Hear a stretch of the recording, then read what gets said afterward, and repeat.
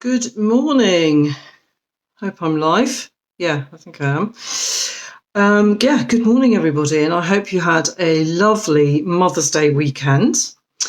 I hope the weather's great where you are. It's dry here, which is always a bonus, I think. So you're very welcome if you're joining me live. That would be lovely, and equally lovely if you're joining me to watch the replay. Welcome to my Monday messages, and for those of you who perhaps haven't popped in before, my name's Rebecca, excuse me, and I'm a holistic health coach and a homeopath, and I use my skills to help as many people as I can to become more conscious of what works for them and what doesn't work for them, and most importantly, be able to change that if it's not working. So my Monday messages are part of my commitment to that, and I just pop in here 10 o'clock on a Monday just to share some thoughts or a focus or a simple tip to help you to gain control or more control of your life and be able to live it as fully as you would like to. So today I just wanted to invite you to focus on just a few minutes of your day and to start becoming more conscious of how doing that can actually set the tone for your entire day. And what I'm talking about is what you do when you first wake up, when you first become conscious, having been unconscious, so waking from sleep. And I'm willing to bet that most of you, or many of you, will either be waking up by a child or an alarm clock or whatever, and perhaps your instinct is to just leap out of bed and get going with whatever you've got to get going with. So not very relaxing, I would say. Just ask yourselves maybe if that is kind of what you do, how's that working for you? Does that enable you to start each day as you mean to go on? Does it make you feel good?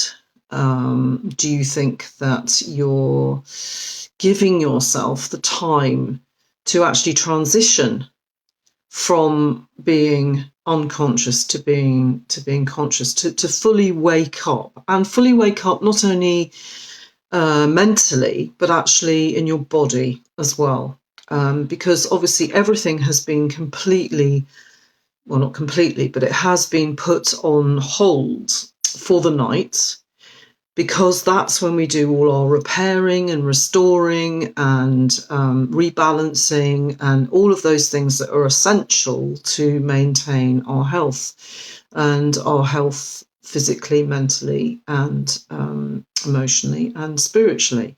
So actually just encouraging everything to wake up again is an act of kindness, actually. And there are some people who are more prone to struggling with transition than others. So if you're one of those people and you find that actually, it is a struggle to get out of bed in the morning and to be fully awake and fully conscious, then you might be wanting to become more conscious of what maybe works for you, maybe slowing it down. And that's what this morning is about, really, is to just give you a few tips for slowing that process down and becoming as conscious as you can of transitioning, waking up, and supporting that process. And I'm only talking about a few minutes, so it's not adding, overly to your day. So, okay, so the first thing is basically ensuring as much as you can that you do get a good night's sleep, and that it is restorative, and that it is enabling your body to do what it needs to do, which is doing all that recharging and resetting. And in order to do that, because you're shutting down all your defense mechanisms, basically, and you are telling your body that it is safe to do that, because it needs to turn its gaze internally to do that restorative and recharging work. So it's absolutely vital that your bedroom feels relaxing, calming, safe, comfortable, warm, all of those things that enable your body to actually do that process. Otherwise, there's a part of it that's going to remain on alert, that's going to remain awake.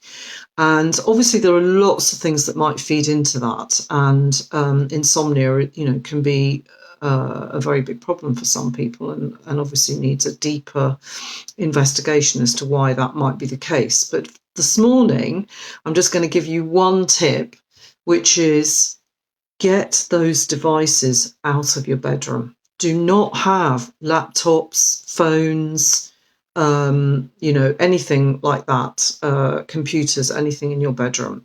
Because even if you switch them off, they are still active. They are still emitting a frequency that, to all intents and purposes, your body will be going, "Ooh, I can't actually fully switch off because there's this energy coming in. So I need to just have a part of me that's still awake." So that's the first thing. So for those of you who might be using your phones as an alarm clock, I would strongly encourage you to buy an old-fashioned alarm clock instead. And that does another thing too, because it actually lessens the chance of you reaching for it first thing in the morning. And that's not a good, relaxing, transitioning, healthy practice to be doing. So that's the first thing, really, is to do what you can to ensure that you have a good night's sleep. And assuming you've done that, then the second thing is to just start to become conscious of whatever that first thought of your day is. And for some of you, especially mums of young kids, that might well be immediately going into all the things that you've got to do that day. It might be that it's one particular thing that's a bit daunting, or if there's some kind of ongoing worry or concern, that might be what comes into your consciousness the second you open your eyes, or the second you actually become conscious. Sometimes it's before you open your eyes. So what I want you to do is start practicing becoming more conscious of that, and conscious of how that thought makes you feel, and how that might be determining the tone of your entire day. So, of course, the thought has popped up. We can't undo that, or can we? What we can do is just mentally press that rewind button and just make a conscious choice that actually that's not how I want my day to go. That's not what I want to be focusing on. Let's just rewind. What could I think about instead? Could I think about something, just something that I'm maybe really grateful for? Good morning, Gronya, and you're very welcome. Thank you for joining me. Just becoming conscious of something positive, something that gives you pleasure, something that you might want to be looking forward to, that you will get some joy from in the coming day. Or if you can't do that, then just generally. So maybe thinking of a person that you really love, something that you love and that loves you back unconditionally, whether that's a young child, or a pet, or your partner, anybody like that, or just a really lovely place that gives you that feeling. Or perhaps it's maybe something simple like, gosh, I'm really looking forward to eating that delicious food for breakfast, whatever it is. Or I'm grateful for being in my lovely warm bed, and being able to give myself, 5 minutes to come to. Whatever it is, just doing that consciously to begin with, and practicing that, because it does take practice. And eventually that will just happen naturally.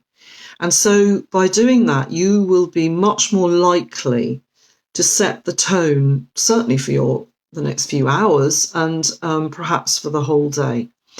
So that's the second big practice, is to start doing that. So becoming more conscious of what your thought is. How does it make you feel? Would you like to change it? And if so, what would you change it to? And this is just really quick, really, really quick. And, you know, pressing that rewind button to get that nice thought coming into your head. So the next thing is to start waking up your body. And actually you could transpose those. So if you find that you're not somebody who has a conscious thought terribly quickly, maybe you'd want to do this next exercise first. That's totally up to you. And that is gentle stretching. So being more like a cat, actually, or like a dog.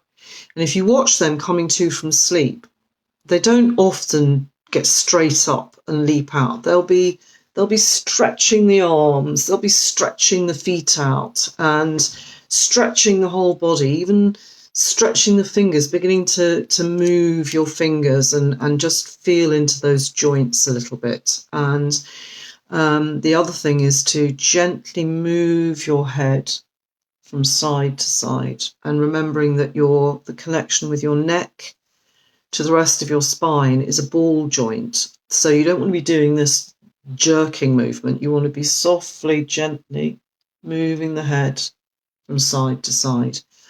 Very important movement because it stimulates circulation up to your brain, basically. And it's a lovely way to just get that flow going.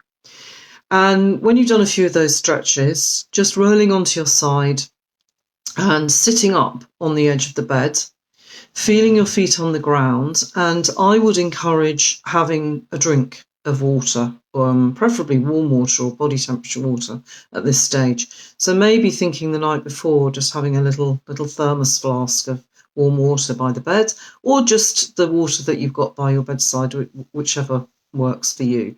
But actually hydrating your body, starting to actually get things moving by putting that water in and hydrating the whole system. Just a few mouthfuls. And you might then want to just sit and just be with yourself for a few minutes. Just feel into how your body feels and maybe get those shoulders moving a little bit. And again, I would do some of that moving the head from side to side. There have actually been studies shown that people with brain injuries, if they just by doing that exercise regularly, it makes a massive difference to their cognitive powers and actually their whole central nervous system, encouraging healthy movement and for the nerves to work as they should. So really powerful movement. If you do nothing else, then I would say do that.